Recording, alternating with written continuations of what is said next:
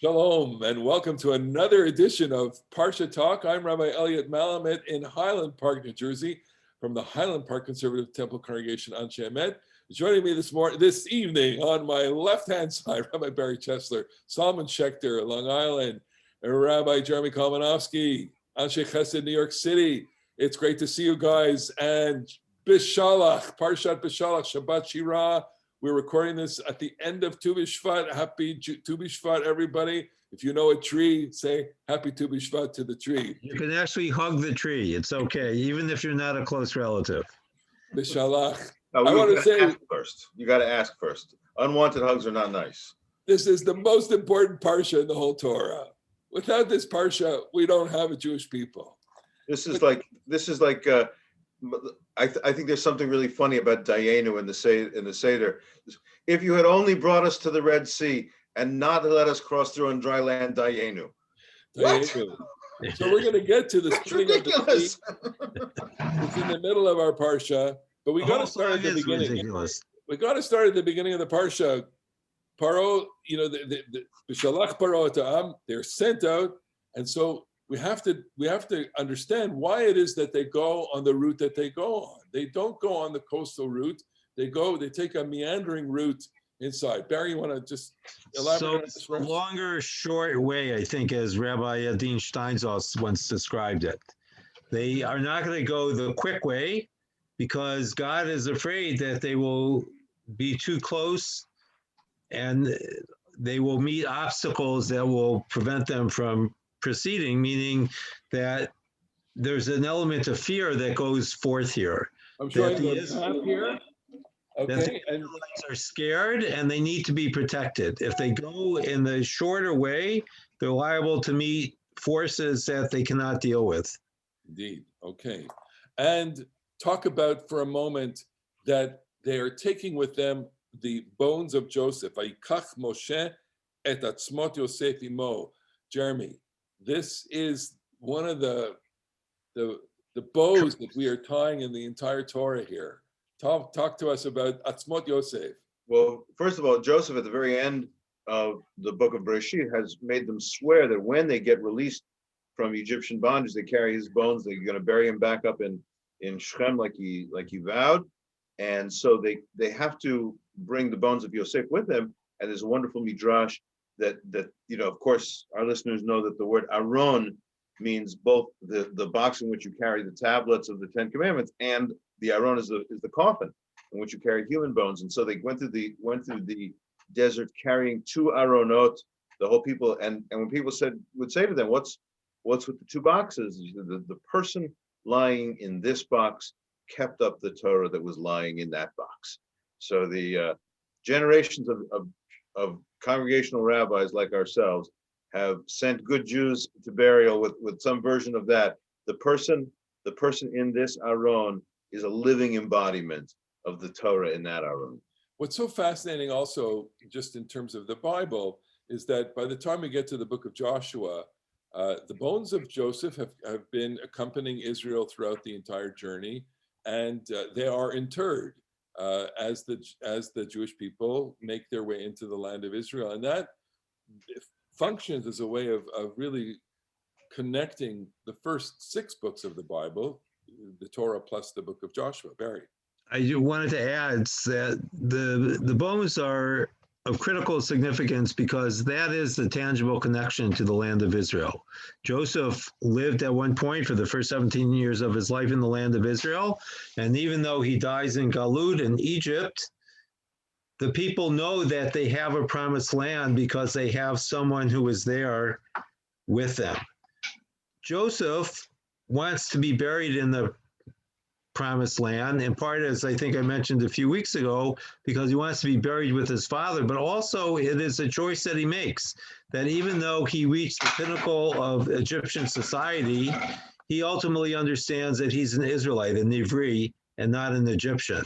And I think it's also true of Moshe, because Moshe also has this conflicted identity. He grows up in the Pharaoh's house, and only later as an adult does he cast his lot with the Jewish people. And he needs that chizuk that even though you could be an Egyptian on one level, you can still die as a Jew. Yeah, but he I doesn't really get like the married. fact that I think that in our lives as Jews, for people who really like the book tradition, and the three of us certainly really love the book tradition. There's one way to, there's a way in which Judaism is about entering an intellectual uh, tradition and rabbinic, the long generations of teacher to student and teacher to student and on. And you love Judaism because of the Torah. And then there's loving Judaism because of the family and the people from whom you're descended.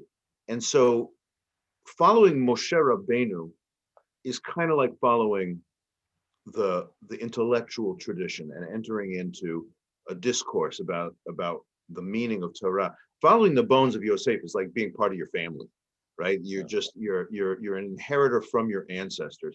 And I think that without each of those two things, Judaism is just thin. We need them both. So let's focus in on Moshe right now, because there is this development of the character of Moshe. There's a development of the people. We were talking before about transitions that take place in this parsha. So we have a moment, a crisis moment. The Egyptians are chasing the Israelites. It seems that the Israelites are trapped between a rock and a hard place, or really the sea, and some other fortifications. The Egyptians are coming after them. They don't know where to go. And then they say, I think the most memorable line of the entire Torah, something that I think on one side gives birth to Jewish humor, at least on the other side gives birth to our ironic understanding of life. And that verse is, was it for a lack of graves in Egypt that you took us out to eat out of Egypt to die in the desert? What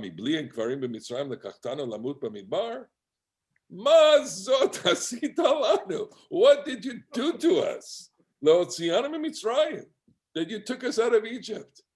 And we read it with, I guess, tongue in cheek or a little bit of humor, but in the moment, I want to discuss. Let's kind of open. Okay, so I think there's this great passage, I think in Martin Buber's book of Moses, in which he talks about Egyptian painting, how the pharaohs were painted to last forever. They have the sitting posture. They hadn't figured out quite how to do a three-dimensional representation of a human being, so their eyes are always off. And they exist for stability and endurance. As you mentioned, Elliot, this is a time of transition. The Israelites are not really interested in transition. They want stability. The only stability that they know or think that they know was the slavery in Egypt. And every time they have to do something different, every time they are challenged or threatened, they want to run back to Egypt, which is kind of like the national mommy, as it were, for the Jewish people. Jeremy, you have a take on this, in terms of humor, irony, or just, eruption? Well, I don't know. I mean, I certainly do think it's funny. And the Jewish people will be throughout, especially the book of Bamidbar, but in this episode too, just a bunch of whiners, impossible to please. What, there weren't enough graves in Egypt? Okay, we have been telling the story that Egyptian slavery was awful, it was miserable. And then there's the counter story that, it just, it looks with rose-colored glasses. The food was pretty good. It was a rich society. And even if we were the bottom of a rich society, there was the Nile, there was the melons, there was all the yummy food. And then I just kind of want to, the humor part for me is, at least I feel Moshe Rabbeinu's pain. You want to smack him upside the head and say, come on, man. So there are two real things going on here. First of all, we can't lose sight of the fact that Egypt is filled with graves. Egypt is a society that's based on monuments to the dead. The pyramids were already around for hundreds of years while the Israelites were there in Egypt, according to the chronology that most of us, I think, kind of go with. And the second thing that I want to put out there for your debate is, I opined last week that the Israelites go out of Egypt rather compliantly. not only compliant, but they are eager to go out. They follow instructions. They do so without a peep. They don't even eat. They're on an empty stomach. They bake their bread. They bake the matzah the day after, the morning after. They can't believe what's happened. It's just, it's just overwhelming to them. So it's the family trip story. Go You're ahead. excited. The family's going on a trip. Everyone piles into a car. You can't wait. Things are going great. You get a flat tire. Well, why'd we leave the house? So every time they're confronted with a challenge, the Israelites fall apart. They cannot deal with conflict. They cannot solve basic problems that most of us are trained from an early age to figure out what the solution might be. Is there something pent up here? Is this just an explosion? Is this a catharsis? Or is there something built into the DNA of the Jewish people? Jeremy or Barry, I don't know. I don't know. I don't think it's the DNA of the Jewish people. As we were saying before we started recording, I think it has to do with the institution of slavery and what it does to people. That, we think of the crossing of the Sea of Reeds as a great paradigm of redemption, because that's how the rabbis have trained us to think of it. But for the Israelites going through, it wasn't quite that great moment of redemption. They carried their burdens with them, and their burdens did not cease when they left Egypt, and it didn't cease when they got to the other side of the Sea of Reeds. They still had to live the rest of their lives, and they were, for want of a better word, psychological cripples in many ways. They could not escape Egypt. Of course, this is vivid because we, in our own 20th century, times, we've all known people who, they should live and be well, maybe never quite left the concentration camps. Professor Arlivny said, once you enter the concentration camp, you never really leave again. And we know the people who have been scarred by these things.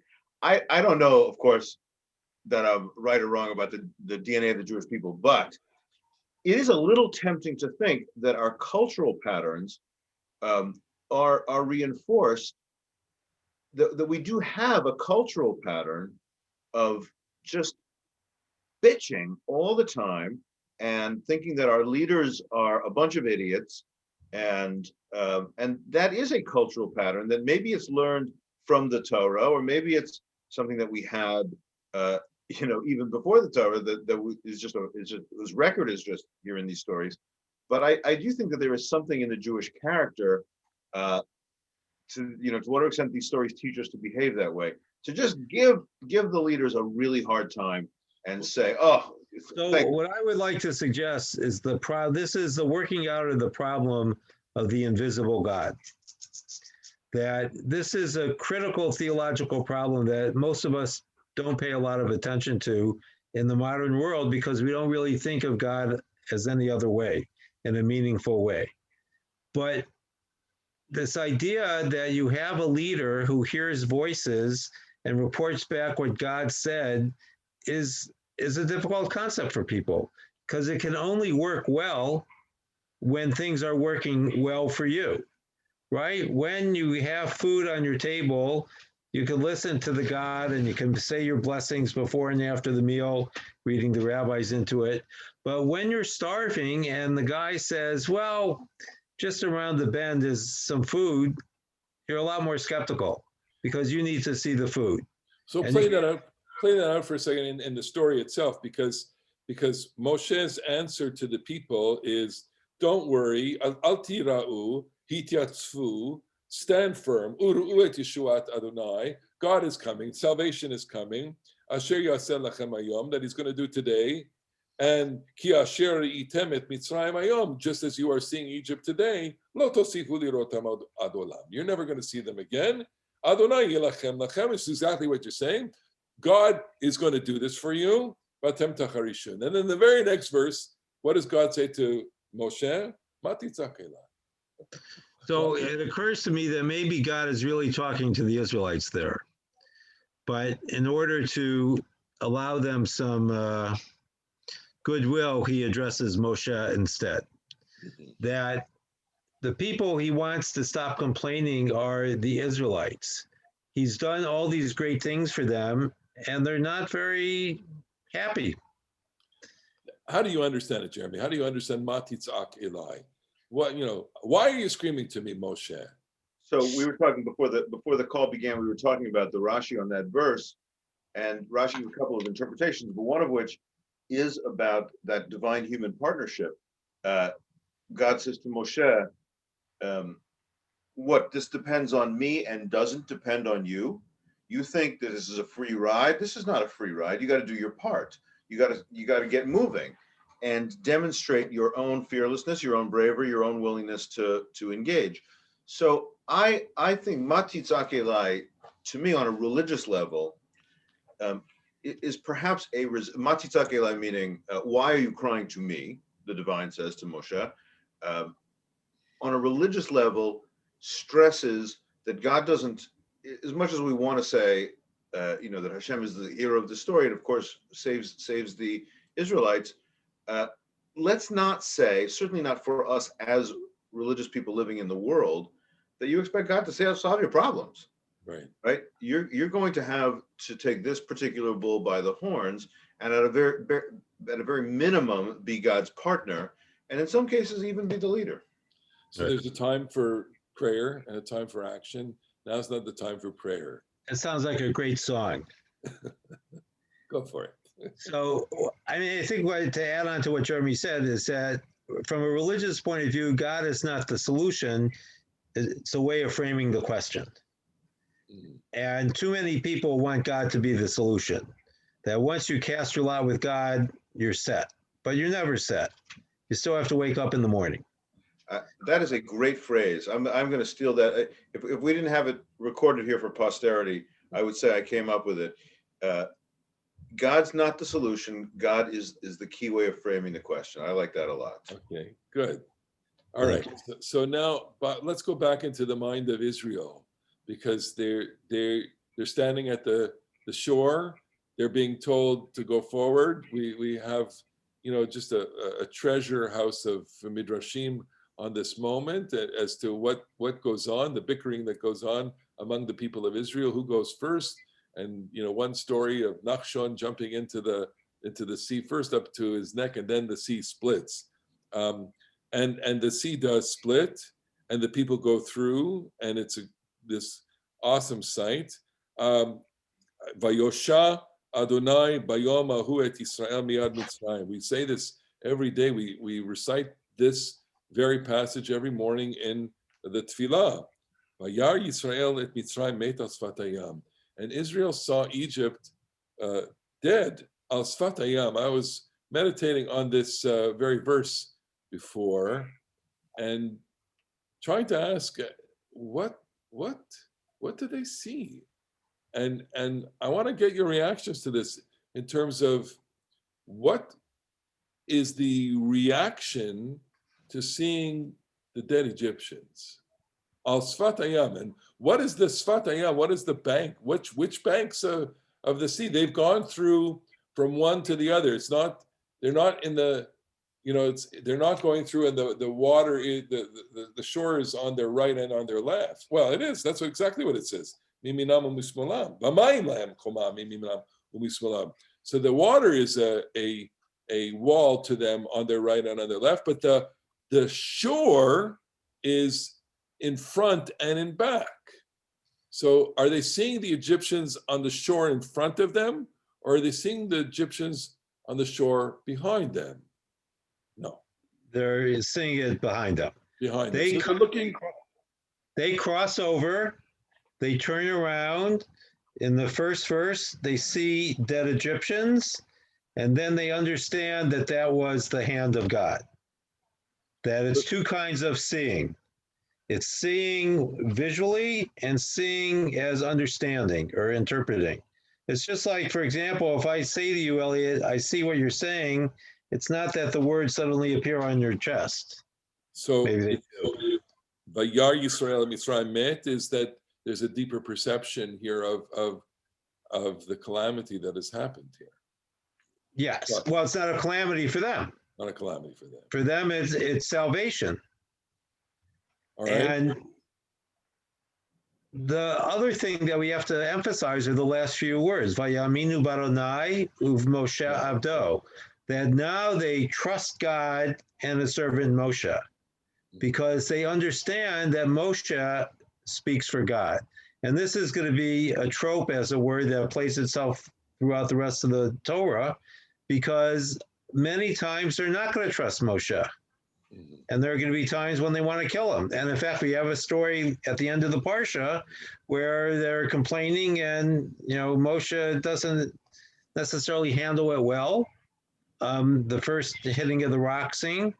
And Moses, his claim to leadership is tested and tested and tested. And God has to provide a way for the people to see that Moses is God's loyal servant.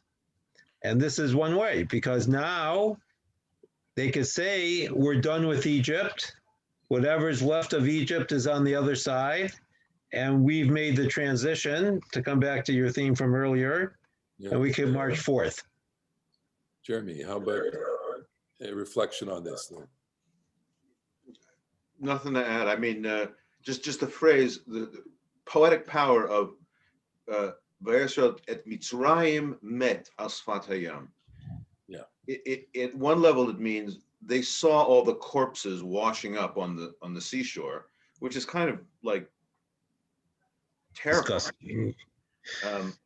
And they saw the entire Egyptian experience. Behind them. Now, like, Egypt has haunted them, has terrified them, and now it's dead. And we're not going to focus. The ways in which they're scarred, as Barry said before, is very correct and vivid. But now we got a different project. Now we really are free of Egypt. And now the project is head to the promised land and make it through the Midbar. So what you're saying then is that Mitzrayim met. It's really not just the physicality of it. It's that, and it's back to this whole theme of transition. This is the moment that we are separate from all things Egypt, that we are separate from that, and that is dead to us. It is literally dead to us. It is tameh. It is dead in the, with all the ramifications of death in the biblical mind, and we are alive. We are born. We have the opportunity for life now. I think that seems to be the ultimate transition from death to life, which is why the next stories are, I don't want to say troubling, but they are part of life. It's the messiness of life. So I mean, we are skipping over the Song of the Sea, not because it's we don't want to talk about it. It's just it's a rich, dense, beautiful, poetic, and complicated passage. And even the fact that the way it's written in the Torah, Levena, the way that it appears in the text, obviously draws your attention to this as something unique in the text. But immediately after Miriam, we got to get a check mark here for Miriam. What happens? Vayisam Moshe et Yisrael miyam suf, vayilchu shloshet yamin, 3 days without water. What is going to happen to this people? So we should be reminded, when it says they go 3 days without water, that they were supposed to go on a 3-day journey to serve God. Yeah. Right? They told Pharaoh, Moshe and Aaron told Pharaoh at one point, we're going to leave for a few days. And now, instead of having this great worship experience of God, the people feel that they're dying of thirst. And the question is, when you're at the mercy of nature, where is your help going to come from? Right? It doesn't seem, the longer you go, that there's going to be help on the way. Right? I imagine, we're talking about the Sinai Peninsula. It doesn't look all that different from wherever you are. Right? You don't necessarily see, if you don't see an oasis, you don't think you're going to see one when you move 50 feet or 100 feet or 200 feet, whatever it is. And I assume on some level it's terrifying because they don't have control. Okay, and so they take it out on Moshe. Vayilonu ha'am al Moshe. And I want to go back to another theme of the previous parsha, which is the overwhelming sense of failure, the overwhelming sense of I just can't, deliver for these people, and he has got to deliver for them. Vayitzak el Adonai, he cries out to God, and this time God, Vayorehu Adonai Etz. And so what happens here in this miracle? They have water, and then again we have another moment of crisis. There's no food, there's nothing to eat, and from this we get the story of the manna, and that story is with us as Jews to this day. I want to, if you, Jeremy, want to just tie us together with all of this. Okay, so the people, as you said, complain about the food, and Moses gives them, Moses gives them lechem min hashamayim, food from heaven or bread from heaven that God is going to rain down upon them. But one of the things that I think is so important about this passage, which happens, needless to say, before Sinai, is that they get the commandment of Shabbat. Before they come to Mount Sinai and get the rest of the Torah, Shabbat and the restrictions of gathering up manna are already. First of all, the manna is an amazing. It's a non-regular sort of food. Lechem abirim achal ish, says the Psalms. The people eat angels' food. That's kind of the superhuman food. But they have to have it only gathering 6 days a week, because Shabbat is just already part of the experience. And then we were talking about how they're past the Egyptian experience. They have a new set of challenges. It's about getting through the desert. But from the outset, the very first story about that is, are you going to keep the proportion of work and rest that is the Jewish pulse of life? Right? You're gonna do this, but it's got to be working for 6 days and appreciating the rest of Shabbat. So let me ask you this question, and here again, it's hard not to have a bit of a smile and a chuckle when the text gives us this story. It says, "Sheshesh yamim telaktuhu," you gather it for 6 days. Uvayom hashvi'i Shabbat lo yebo. And the 7th day Shabbat, don't go. Vayihi bayom hashvi'i, but it was on the 7th day. Yatsu min ha'am lekot v'lo matzahu. Some people went out on the 7th day. And so I want to say, isn't that the way it is? Isn't that the way it is? Or is it? It's a teachable moment. In other words, the command here is a rule. This is what you're supposed to do. If you violate the rule, there are going to be consequences. Some people hear the rule, the threat of consequences, and decide to obey the rule. Other people hear the rule and say, well, I don't know about these consequences. They're testing the rule. They're testing it. And it's part of, and education happens on all levels, meaning that sometimes we're the rule keeper and sometimes we're the rule breaker. I don't think anyone ever goes through his or her life in only one camp or the other. And so this is a way for people to test the rule. And I think what's important here, I think I mentioned this last week, is that freedom here is being defined as subservience to the divine master, not to the human master. It's God who establishes the rules, and those are the ones we have to follow. Oh, and that's cherut olam, cherut al haluchot. The freedom is etched into the tablets. The law actually is not its own slavery, even though it's like Hotzianu Adonai, Avadim Hayinu leFaro b'Mitzrayim. We were slaves to Pharaoh. The kirvanu hamakom la'avodato, and God brought us near to God's avodah. So we are still avadim, but now we are, as you said brilliantly, avdei Hashem instead of avdei Paro. But I think that it is true what you said about the polarity of obedience and rebellion in this story. But I also think the particular topic of what they are rebelling about is really, really important in this religion, which is to say that that if you are a greedy person, you can never trust that that you'll be okay, right? You will always have to say, I gotta have more, I gotta have more, I gotta have more, I can't stop, I can't stop, I can't stop, I gotta get more manna, I gotta get more manna. And when this religion or God or Moshe says to you guys, it's gonna be okay. Just learn to sit still. Shabbat is gonna be okay. There's a certain kind of personality that says, what? I'm not gonna gather more? I'm not gonna gather more today? And that personality, suffers its own psychosis. And the personality that can sit and be still and can trust, that's the Jewish religious personality. Wait a minute. So then let's go to Shabbos, because at the Shabbat table, you're sitting down, you have the 2 loaves, and we always say this is the double portion of manna that fell Friday. They collected a double portion. So based on what you said, what symbolic meaning are you deriving from the Lechem Mishneh, from the double portion? Are you deriving God's munificent beneficence, or are you deriving a sense of identification with your ancestors to be in that polarity between obedience and? I'm going with the munificent beneficence. So it's the Alex. I'll go munificent beneficence for 200, Alex. 200. Zichrono livracha.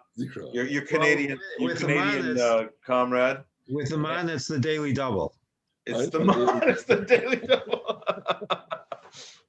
No, that's good. I want to say, you know what? Based on what you're saying, if you think about it, if you consider what it's there as a multivalent symbol. It's got a lot of meaning there. It does. It's not there only to dress up your table. Well, I think that it has different function at different meals. Okay. Friday night, it recalls that God provided for both Friday and Shabbat on Friday. So we have the second loaf because this is God's provision for our food. But on the second day, when we have lunch, why do we have 2 loaves? Yeah, I know. We have 2 loaves because I think there's a rule. And the rule, as a form of obedience, becomes supreme. Yeah, but it's the anything poetic is multivalent by definition. And okay. The people ask, the reason it's called man is manhu, the people don't know what it is. It's mysterious and surpasses their understanding. That's because you read it as a question. If you read it as a statement, manhu. That's what it is. Lo yadu mahu. It is a question. You're reading too much. That's already the interpretation. I think it's a question, but whatever, it doesn't matter. It's a little bit like if what you just said, Barry, is a little bit like the Hillel and Shammai thing about the light diminishing over Hanukkah or growing over Hanukkah. The Shammai thing is obviously a ruse. They're making fun of Shammai because nobody in the history of the world would ever have said at a winter solstice festival that we should start with we should start with 8 lights and then shrink. Okay, that makes no sense. It's a winter solstice. It's got to grow, and so that little story about, well, the miracle was that there was enough for one day, and then the light diminished as the oil diminished. The point of the double loaves is not we're replicating the ancestral experience, and we had the most food when Shabbat began, and then we have a little less. The opposite is true, that the poetic quality of it is that there is always in the hand of God going, savanu vehotarnu, there's enough. And being able to feel, and maybe this was not always true for our ancestors who probably lots of times starved and had famine and had drought and all that stuff. But in America, not everybody's wealthy, of course, but our particular challenge is to learn how to not be greedy amidst abundance. We could end there, but we have to remark that the Parsha doesn't end on that note. The Parsha ends on quite a catastrophic note with the war of Amalek. Amalek comes up against Israel from the rear, attacks Israel, basically kills women and children, the frail of Israel. They're engaged in a war. Israel is victorious in the war, but at what cost we don't know. And we're told there to remember that, or it's basically Ketov Zot Zikaron Basefer, Machon Chet et Zecher Amalek. There is this idea from the very beginning that there is going to be opposition, violence, hatred of Israel, even murder from the very beginning. I think that, I don't want to say that this is built into the Jewish DNA, but it's certainly built into the narrative that So the I wanted catastrophe to is going to be there. Go ahead. just something else. The story of Amalek provides a counterpoint to the story of the crossing of the Sea of Reeds. In this Parsha, the crossing of the Sea of Reeds has two explanations. There is a natural explanation that God caused the east wind to blow all night and hold the water back. And there's also the miracle that Moses raises a staff and the sea splits. And it's striking to me that this paradigm of a miracle actually has a natural explanation. And here I think it's worth quoting Buber again, who said that a miracle was not the suspension of the natural order, but the way that we understood the natural order working. That just like our ancestors saw the dead Egyptians on one level and saw the hand of God on the other, that was the miracle, that they experienced it as the hand of God.